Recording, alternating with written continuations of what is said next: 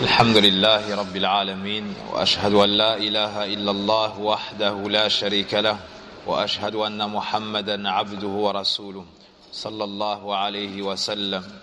ومن أسماء الله سبحانه وتعالى المهيمن المحيط المقيت والواسع. أما المهيمن فقد ورد في موضع واحد وهو قوله تعالى: هو الله الذي لا إله إلا هو الملك القدوس السلام المؤمن المهيمن العزيز الجبار المتكبر سبحان الله عما يشركون. ومعنى المهيمن أي المطلع على خفايا الأمور وخبايا الصدور الذي أحاط بكل شيء علما، الشاهد على الخلق بأعمالهم الرقيب عليهم فيما يصدر منهم من قول أو فعل، لا يغيب عنه من أفعالهم شيء ولا يعزب عنه مثقال ذرة في الأرض ولا في السماء.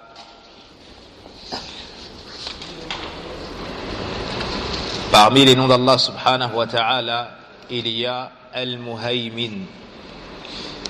Et ce nom-là a été mentionné dans le Coran une seule fois dans Suratul Hashr. Lorsqu'Allah subhanahu wa ta'ala nous dit sur la traduction des sens de ce verset: c'est lui Allah, celui en dehors duquel il n'y a point de divinité si ce n'est lui. Al-Malikul Quddus, ou le souverain, ou le pur, l'apaisant, le rassurant, le prédominant, le tout-puissant, le contraignant, l'orgueilleux. Et l'orgueil a été traduit d'autres manières: Subhanallahi amma yushrikun, exempt soit-il de tout ce qui lui associe. Le sens de Al-Muhaymin, c'est celui qui a connaissance des choses cachées et de ce que contiennent les poitrines, celui qui a embrassé de par sa science toute chose, celui qui est témoin de l'ensemble des actions de ses créatures et qui surveille tout ce qui provient d'eux, que ce soit des paroles, que ce soit des actions. Rien ne lui est caché de leurs actes. Et rien ne lui est caché de leurs actes, subhanahu wa ta'ala. Ne serait-ce que le poids d'une petite fourmi, il en a connaissance, que ce soit dans les cieux ou sur la terre. Donc Al-Muhaymin, dedans dans ce nom-là, il y a la notion qu'Allah subhanahu wa ta'ala a embrassé de sa science toutes choses, et il connaît les choses les plus cachées et les plus subtiles, que ce soit le contenu des poitrines ou que ce soit les actions et les paroles de l'ensemble de ses serviteurs. Quant au nom d'Allah Al-Muhit, فقد ورد في عدة مواضع. قال تعالى: وكان الله بكل شيء محيطا. وقال تعالى: إن الله بما يعملون محيط. وقال تعالى: والله محيط بالكافرين. وهو اسم دال على إحاطة الله بكل شيء علما وقدرة وقهرا، كما قال تعالى: وإذ قلنا لك إن ربك أحاط بالناس. وقال تعالى: لتعلموا أن الله على كل شيء قدير وأن الله قد أحاط بكل شيء علما. وقال تعالى: وأحاط بما لديهم وأحصى كل شيء عددا.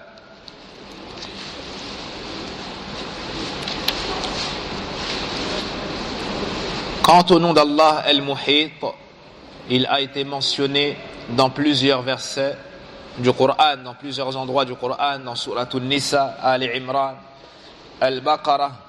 À titre d'exemple, dans Surat An-Nisa, c'est Allah qu'appartient tout ce qui est dans les cieux et sur la terre, et Allah embrasse toutes choses. Wa kana Allahu bi kulli shay'in muhita, et Allah embrasse toutes choses, c'est-à-dire de sa science et de sa toute puissance. Dans Surat Ali Imran, Inna Allah bima ya'maluna muhit, Allah connaît parfaitement tout ce qu'ils font.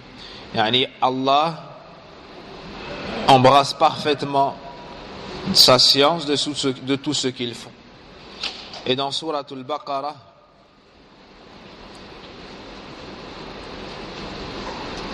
Wallahu muhitun bil kafirin. Le nom d'Allah subhanahu wa ta'ala al-Muhit nous indique qu'Allah tabaraka wa ta'ala englobe et maîtrise parfaitement toute chose. De par sa science, il connaît parfaitement tout. De par sa capacité, il est parfaitement omnipotent sur toute chose. Et de par sa domination, il a le dessus sur toute chose. Donc le nom d'Allah subhanahu wa ta'ala al-Muhit nous indique tous ses sens. Donc Allah subhanahu wa ta'ala englobe parfaitement toute chose de sa science, de sa toute-puissance et de sa domination absolue. Dans Sourate Al-Isra, et lorsque nous te disons que ton Seigneur cerne tous les gens, وَإِذْ قُلْنَا لَكَ إِنَّ رَبَّكَ أَحَاطَ بِالنَّاسِ, il cerne tous les gens, que ce soit de par sa science, il connaît parfaitement tout ce qu'ils font et a parfaitement connaissance de tout ce qu'ils disent, que ce soit de par sa toute-puissance également. Dans Sourate At-Talaq, Allah qui a créé 7 cieux et autant de terres, entre eux son commandement descend, afin que vous sachiez qu'Allah est en vérité omnipotent et qu'Allah a embrassé toutes choses de son savoir.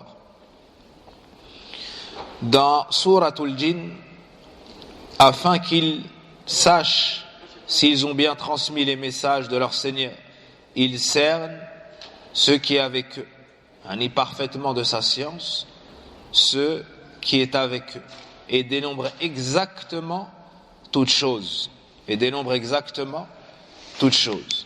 Donc dans le nom d'Allah subhanahu wa ta'ala al-Muhit, il y a la notion de cerner et d'englober de par sa science, de par sa toute-puissance, sa capacité parfaite et également de sa domination sur l'ensemble de ses serviteurs.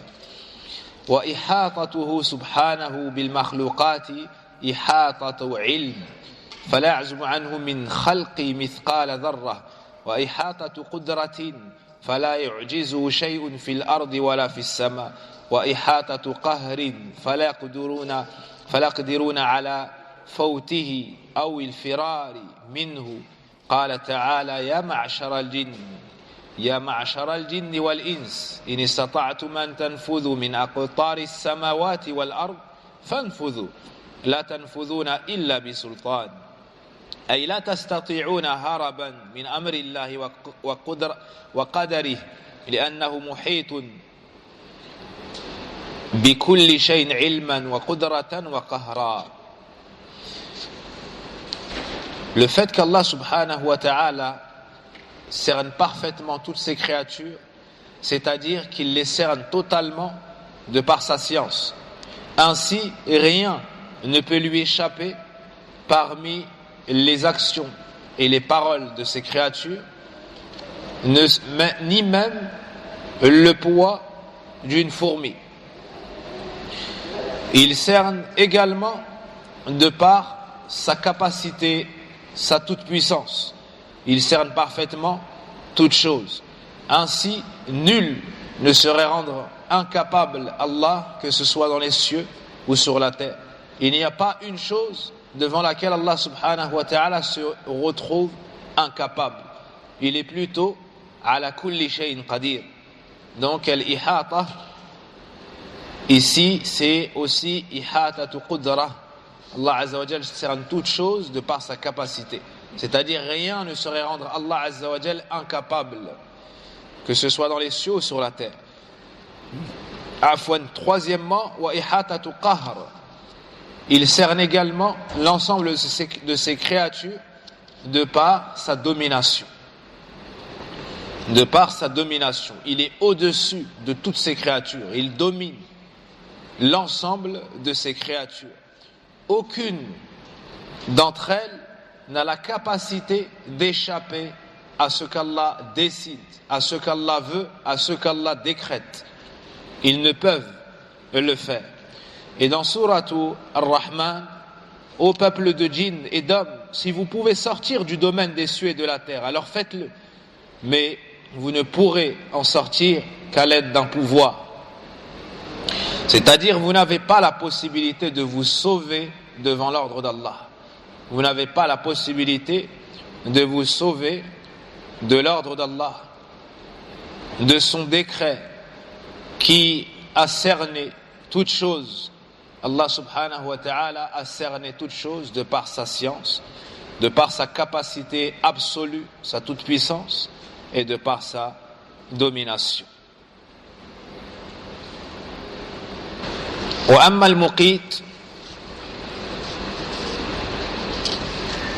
المقيت فقد ورد في موضع واحد وهو قوله تعالى من يشفع شفاعة حسنة يكن له نصيب منها ومن يشفع شفاعة سيئة يكن له كفل منها وكان الله على كل شيء مقيتا.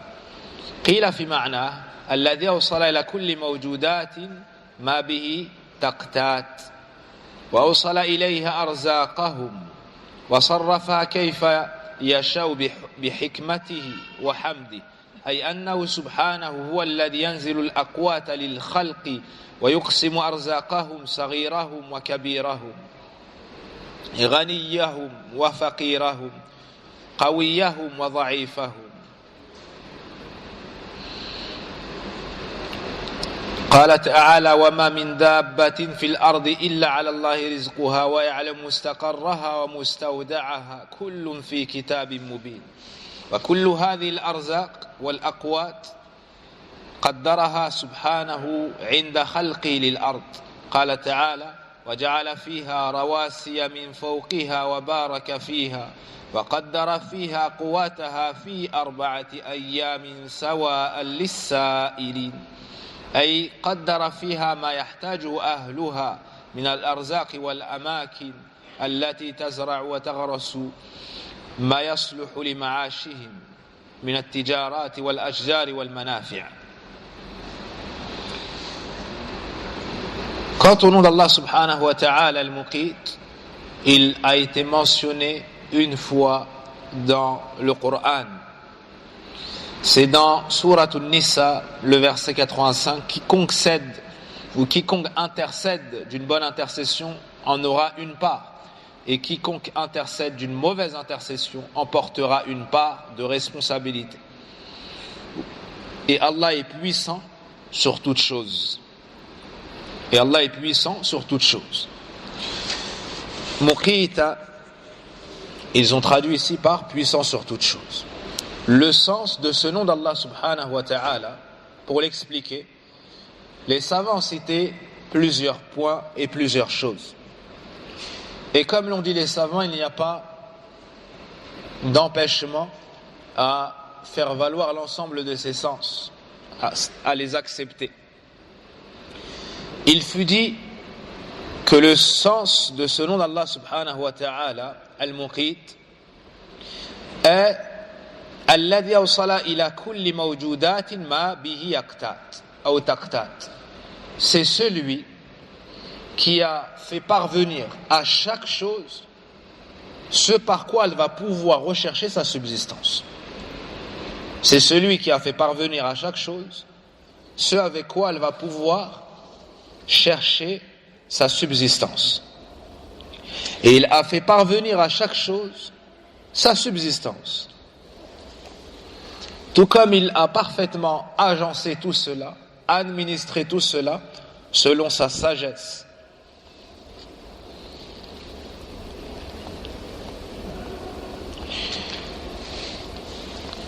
Donc il faut comprendre qu'Allah subhanahu wa ta'ala est celui qui a fait descendre sur ses créatures la subsistance. Et c'est lui qui leur a accordé les moyens de la rechercher. C'est lui qui a également réparti et accordé à chacun sa subsistance, sa mesure, sa part de subsistance. Que ce soit pour les petits, que ce soit pour les grands, que ce soit pour les riches, que ce soit pour les pauvres, que ce soit pour les forts, que ce soit pour les faibles. Et dans Surat Hud, Allah subhanahu wa ta'ala nous dit, toujours selon la traduction des sens approximatifs de ce verset, il n'y a point de bête sur terre dont la subsistance n'incombe à Allah, qui connaît son gîte et son dépôt. Tout est dans un livre explicite. Wama min dabba, ad-dabba, c'est tout ce qui est sur la surface de la terre, tout ce qui rampe sur la terre. Yani toute chose. Dans ce verset, Allah nous dit wama min dabbatin fil ard, que ce soit, il n'y a pas une chose qui rampe sur la terre sans que sa subsistance ne soit auprès d'Allah. La subsistance de chaque chose, ceux dont on a connaissance, ceux dont nous n'avons pas connaissance, c'est Allah subhanahu wa ta'ala qui l'accorde. Wa ya'lamu mustaqarraha wa mustawda'aha, et il connaît son gîte et son dépôt. Kullun fi kitabin mubin, tout cela est dans un livre explicite. Donc toute cette subsistance, tout ce avec quoi les créatures se maintiennent, c'est Allah subhanahu wa ta'ala qui a décrété cette part. C'est Allah subhanahu wa ta'ala qui a accordé cette part. Dans Surat Fussilat, il y a la preuve que toutes ces choses-là par lesquelles le corps se maintient, que ce soit les graines de la terre, les fruits et autres, tout ce par quoi notre corps se maintient, toute la subsistance et tout ce qui sort de la terre, Allah subhanahu wa ta'ala a décrété la part lorsqu'il a créé la terre. Parce que dans Surat Fussilat, il nous est dit, c'est lui qui a fermement fixé des montagnes au-dessus d'elle, l'a bénie et lui a assigné à ses ressources alimentaires en 4 jours d'égale durée. Telle la réponse à ceux qui t'interrogent.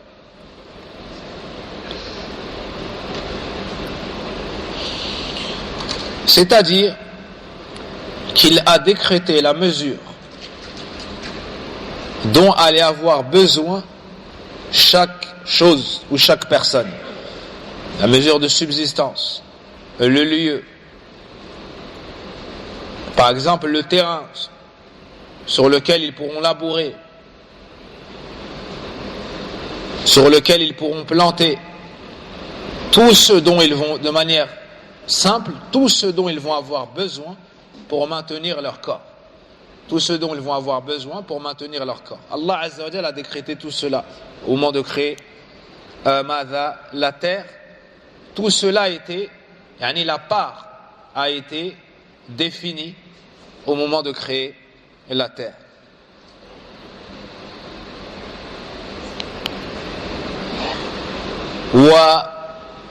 وذكر في معنى المقيت معان أخرى قال ابن كثير.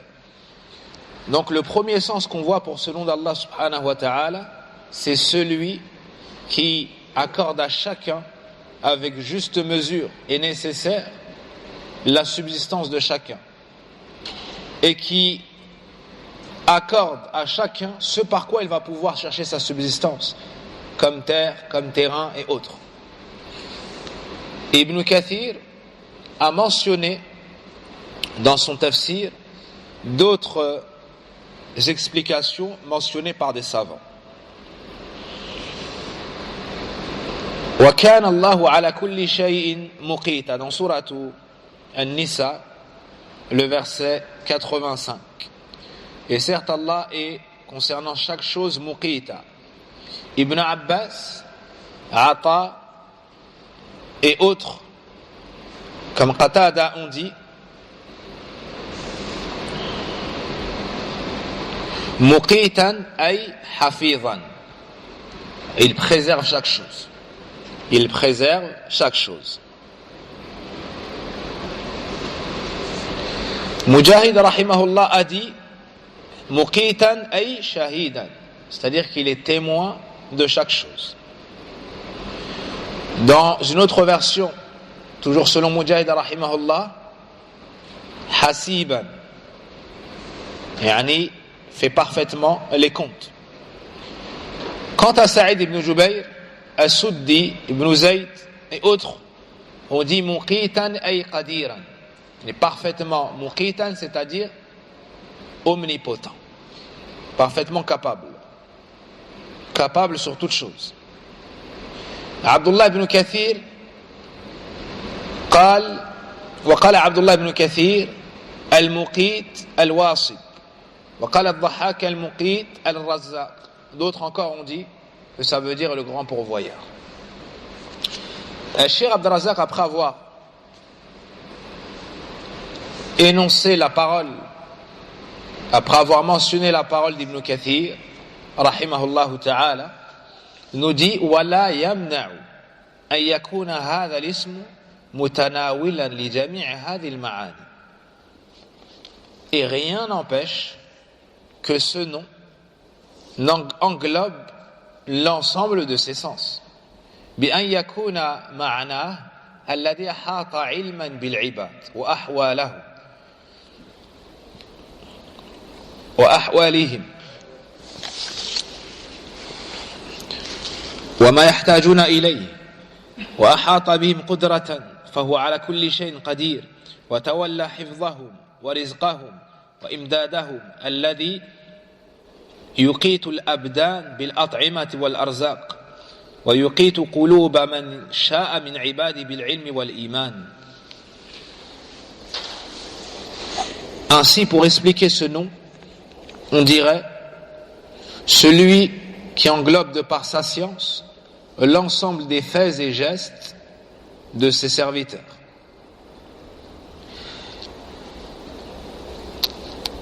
Ainsi que tout ce dont ils ont besoin.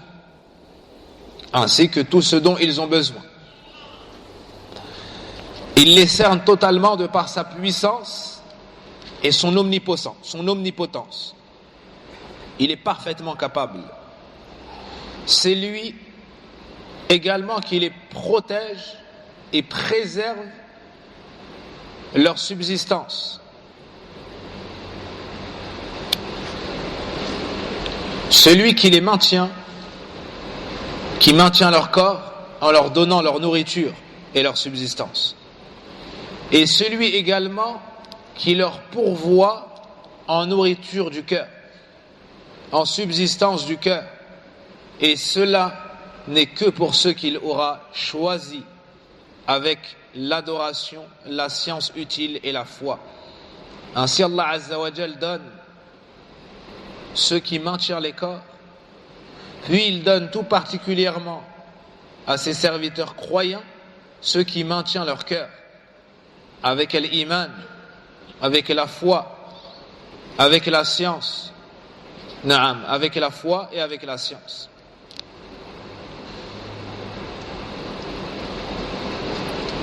وأما الواسع, parmi les noms d'Allah il y a également al-wasi'. Et le terme al-wasi' exprime la notion de largesse et de vasteté. فقد تكرر في عدة مواضع من القرآن. Donc ce nom d'Allah subhanahu wa ta'ala al-wasi' a été mentionné dans plusieurs endroits du Coran. قال تعالى والله يؤتي ملكه من يشاء والله واسع عليم.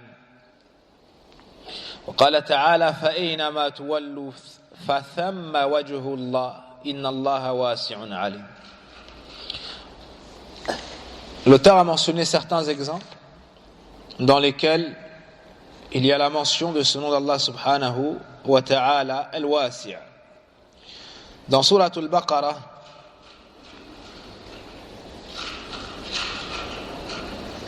et Allah alloue son pouvoir à qui il veut. Allah a la grâce immense et il est omniscient.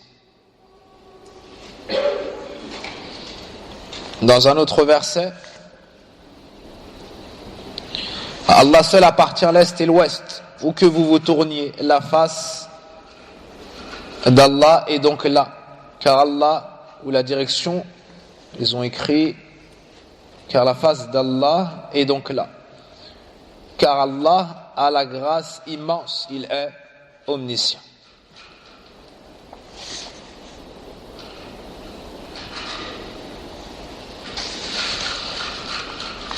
Le sens du nom d'Allah Azza wa Jal, Al-Wasi' أي معناه الواسع الصفات الواسع الصفات والنعوت ومتعلقاتها بحيث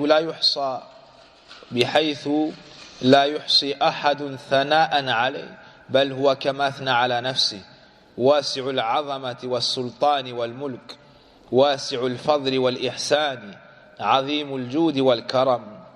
قال تعالى في بيان سعة علمه وسع ربي كل شيء علما أفلا تتذكرون. وقال تعالى إنما إلهكم الله الذي لا إله إلا هو وسع كل شيء علما. وقال تعالى في بيان سعة رحمته ورحمتي وسعت كل شيء. وقال تعالى ربنا وسعت كل شيء رحمة وعلما. وقال تعالى فإن كذبوك فقل ربكم ذو رحمة واسعة. وقال تعالى في بيان سعة رزقه وإن يتفرقا يغني الله كلا من سعته وكان الله واسعا حكيما. وقال تعالى قل إن الفضل بيد الله يؤتيه من يشاء والله واسع عليم. وقال تعالى إن يكونوا فقراء يغنيهم الله من فضله والله واسع عليم. وقال تعالى في بيان سعة مغفرته والله يعدكم مغفرة منه وفضلا والله واسع عليم. وقال تعالى إن ربك واسع المغفرة.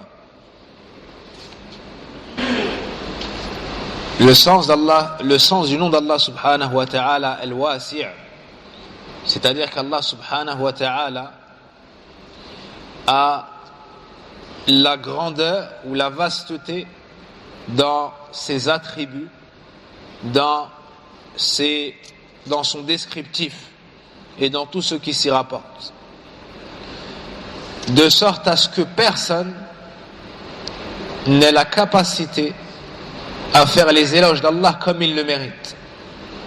Ses noms sont tellement nombreux, ses qualités tellement vastes, ses attributs indénombrables et tellement profonds en sens et grands en sens, que personne n'a la capacité de faire les éloges d'Allah comme il le mérite.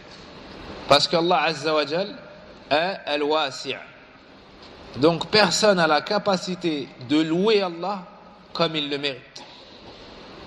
Car il a la perfection absolue dans tous ses noms, dans tous ses attributs.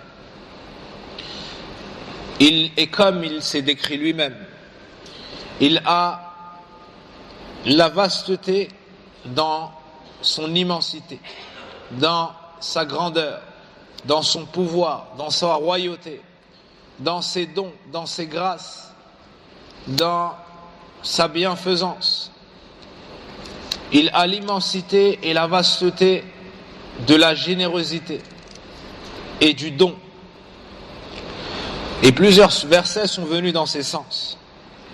On trouve dans Souratul An'am, dans le livre il est écrit 180, mais il n'y a pas autant de versets. C'est une erreur, c'est le verset 80. C'est le verset 80. Donc, wasi'a rabbi kulla shay'in ilma afala tatadhakkarun. Mon Seigneur, yani la science de mon Seigneur déborde toute chose, ou bien englober toute chose, ou bien s'étend sur toute chose. La science de mon Seigneur s'étend sur toute chose. Ne vous souvenez-vous donc pas? Dans Surat Taha, en vérité votre divinité ou votre seule divinité est Allah, celui en dehors duquel il n'y a point de divinité.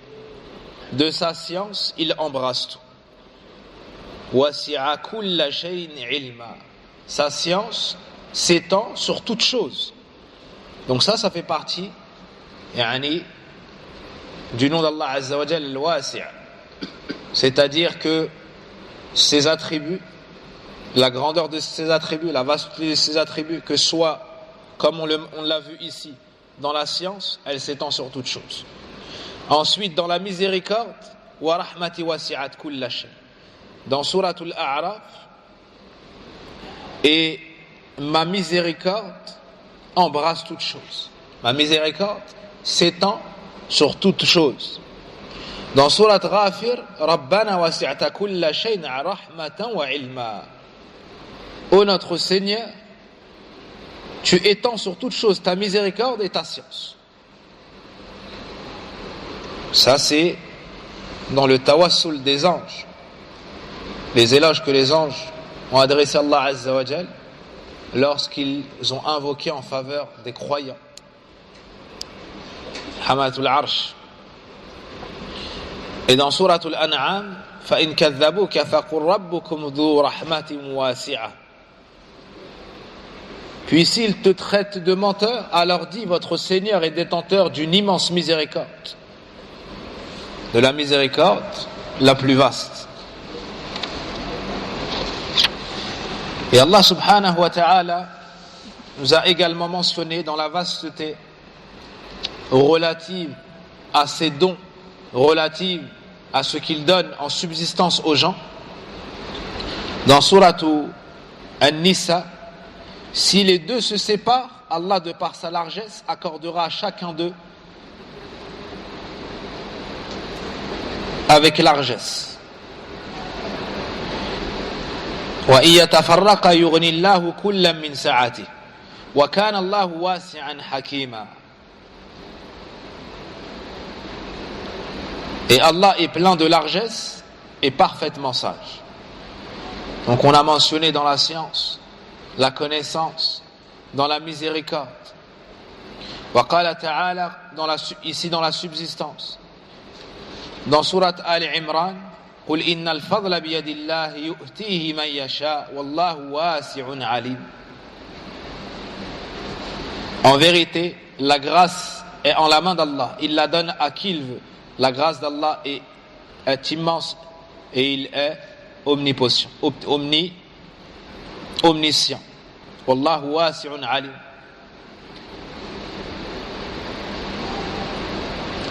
Ils ont traduit par la grâce d'Allah est immense et il est omniscient. Il faudra revoir la traduction pour Wallahu wasi'un alim. وقال تعالى إن يكونوا فقراء يغنيهم الله من فضله والله واسع عليم. S'ils sont pauvres, Allah les enrichira. Et ça fait référence, ou bien le contexte ici, dans Surat An-Nur, c'est de marier les célibataires. Et on nous dit, s'ils sont pauvres, s'ils sont dans le besoin, Allah les rendra riches par sa grâce. Car Allah est wasi'un alim. Et Allah est wasi'un alim. À la largesse dans l'ensemble de ses attributs. Alim, savant, omniscient. وقال تعالى في بيان سعة مغفرته سعة مغفرته. Et Allah Azza wa Jal nous dit dans la largesse de son pardon dans Suratu Al-Baqarah, tandis qu'Allah vous promet pardon et faveur venant de lui. La grâce d'Allah est immense et il est omnipotent, omniscient. Omniscient, na'am. Wallahu ya'idukum maghfiratan minhu wa fadla. Et Allah vous promet un pardon de sa part et une grâce. Wallahu wasi'un alim. Wa qala ta'ala inna rabbaka wasi'ul maghfirah. Certes, donc dans Suratu An-Najm, certes le pardon de ton Seigneur est immense. Certes ton Seigneur a un large pardon, un immense pardon. وقال تعالى donc dans sourate Az-Zumar قل يا عبادي الذين أسرفوا على أنفسهم لا تقنطوا من رحمة الله إن الله يغفر الذنوب جميعا إنه هو الغفور الرحيم. Dans sourate Az-Zumar, Allah Azza wa Jal nous mentionne de l'étendue de son pardon et de sa miséricorde, à un point tel qu'il est interdit aux serviteurs de désespérer de la miséricorde d'Allah subhanahu wa ta'ala. Dit, ô mes serviteurs qui avez commis des excès à votre propre détriment, ne désespérez pas de la miséricorde d'Allah, car Allah pardonne tous les péchés. Oui, c'est lui le pardonneur, le très miséricordieux. Ce verset fait référence à ceux qui se repentent. Celui qui se repent à Allah, c'est-à-dire qu'il arrête le péché, qu'il regrette le péché, il demande pardon, il a la ferme intention de plus retomber dans le péché. Allah Azza wa Jal lui efface le péché, quel que soit ce péché, sans exception. Même si c'est le shirk billah, même si c'est le kufr, Allah subhanahu wa ta'ala, sa miséricorde s'étend sur toute chose, et son pardon pareillement. Il nous dit dans son livre, قُلْ لِلَّذِينَ كَفَرُوا إِن يَنْتَهُوا يُغْفَرْ لَهُمْ مَا قَدْ سَلَفَ. Dit à ceux qui ont mécru, s'ils cessent, ils se verront pardonner tout ce qui est passé.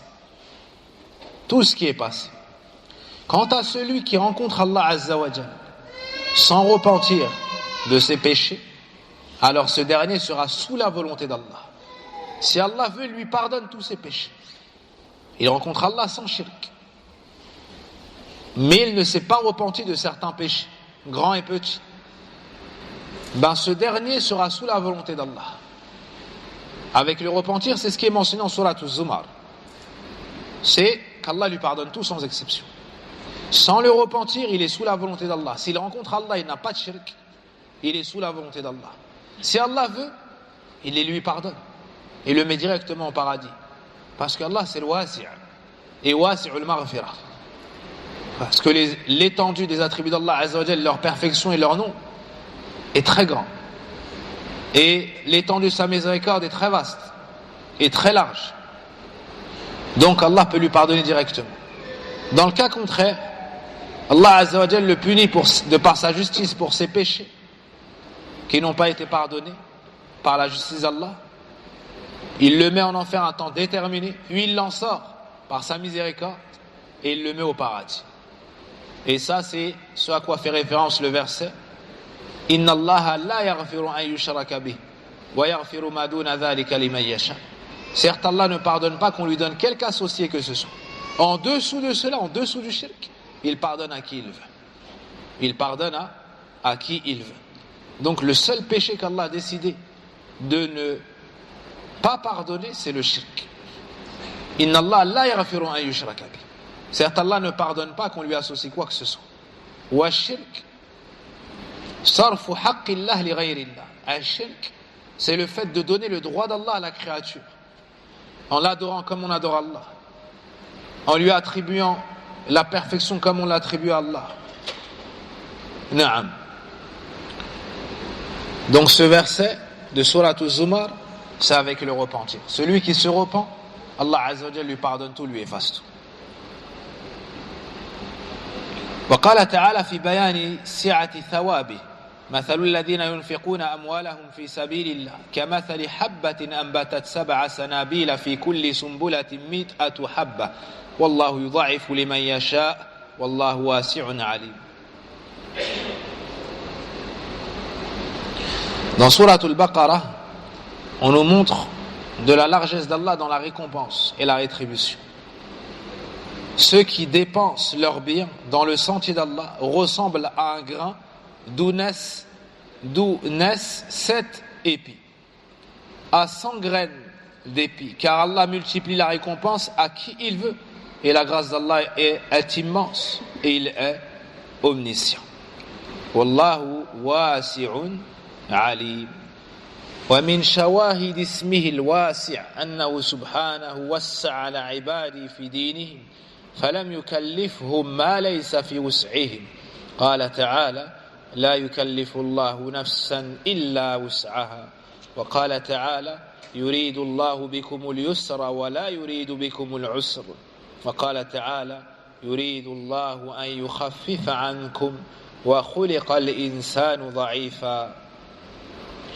Et parmi ce qui atteste, ce qui permet d'attester du nom d'Allah Azza wa Jal, Al-Wasi', le fait qu'Allah subhanahu wa ta'ala ait mis de la largesse, ait accordé largesse dans la religion de ses serviteurs. Dans la religion qu'il a légiféré à ses serviteurs et l'islam, il a mis de la largesse. Ainsi, il ne charge pas une âme en islam, dans sa religion, au-dessus de ce qu'elle peut supporter, au-dessus de sa capacité. Et cela témoigne du nom d'Allah Azza wa Jal, Al-Wasi', parce que les noms d'Allah Azza wa Jal ont un effet dans son univers, ont un effet dans sa création. Ici, le fait qu'il ait accordé largesse dans la religion de ses serviteurs, il ne leur légifère pas, il ne leur rend pas obligatoire ce qui n'est pas dans leur capacité. Ce qui n'est pas dans leur capacité. Et on trouve dans le verset, Allah ne charge pas une âme au-dessus de sa capacité. Et dans Surat Al-Baqarah, toujours, Yuridu Allahu bikum al-yusr. Allah veut pour vous la facilité. Wala yuridu bikum al-usr. Et il ne veut pas pour vous la difficulté. Dans Surat An-Nisa, Yuridu Allahu an yukhaffifa ankum. Allah veut vous alléger. Wa khuliqa al-insanu dha'ifa. Et certes l'homme a été créé, certes l'humain a été créé faible. فلله الحمد على ما من ويسر حمدا كثيرا طيبا مباركا فيه كما يحب ربنا ويرضى. Ainsi à Allah revient de droit toutes les éloges de par ce qu'il nous a, de par ce avec quoi il nous a comblé, ce qu'il nous a facilité. Walhamdulillahi Rabbil Alamin. Voici pour l'explication des noms d'Allah subhanahu wa ta'ala, Al-Muhaymin, Al-Muhit, Al-Muqit et Al-Wasi'.